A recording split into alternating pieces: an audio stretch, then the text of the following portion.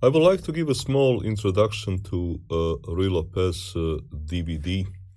What did I try to achieve, and why did I do this, and what is the aim of this DVD? So, okay, we have a Ruy Lopez. This is not opening DVD. It is based on understanding of the middle games, and I have tried to pick up the positions which I have played all my life, trying to somehow give my experience, to share my experience of playing some positions for a period of 30 years. And I wanted to focus on a classical type of positions, so classical type of positions which is likely to come in a practical tournament play, and to help players with the decision-making process. I have also tried to pick up a typical positions when it comes to different material imbalances which can come in a Ruy Lopez. So, okay, a6, bishop a4, knight f6, castles.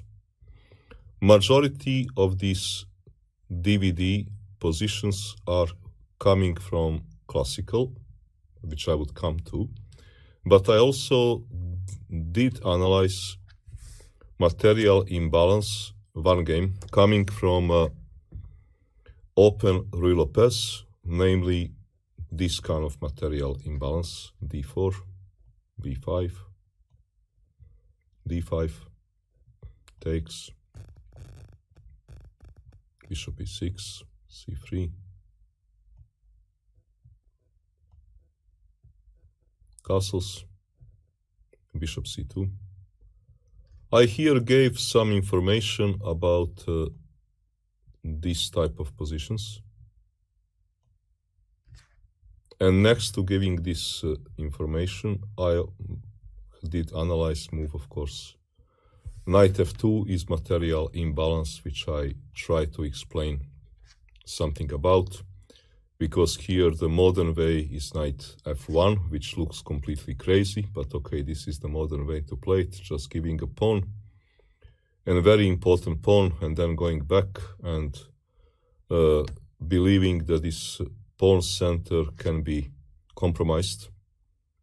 And of course, a classical way of playing this position, and this is to take on f6, which I did show one famous game, which Artur Yusupov did beat Nigel Short. And this is this, let's say, classical type of material imbalance where rook and the pawn is actually good enough versus bishop and the knight, because it takes white some time to improve the king. And also a bit of a problem for white is that black will take on f3 and white will have a pawn structure problem. So this is one part of, I did deal with this in this DVD. Much more is, I was busy with classical Ruy Lopez, d6, c3, castles, h3. And here I did try to share my knowledge, my experiences, played classical type of positions, be it a Chigorin type of position, or be it Zaitsev,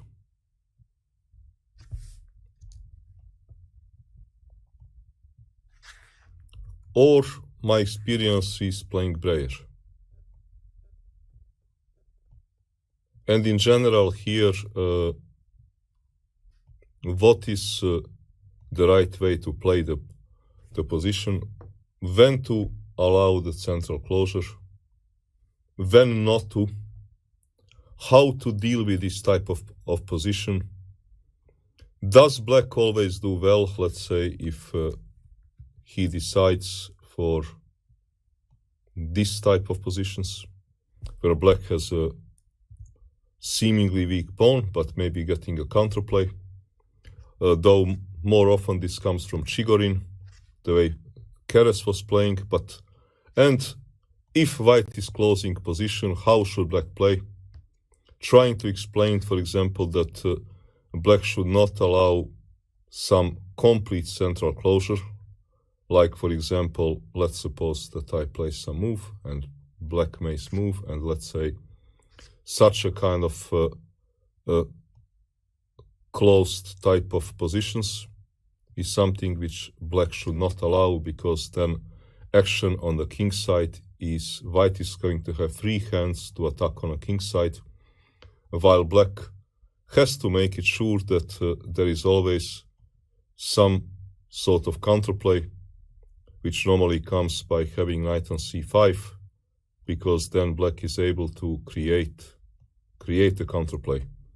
Very often also white wants to push f4 to open up the position, and I was busy trying to explain different kind of games where those plans are coming. So different kind of positions, or coming from a, let's say, Chigorin variation, where again this center can sometimes be open, sometimes can be closed, sometimes white simply pushes.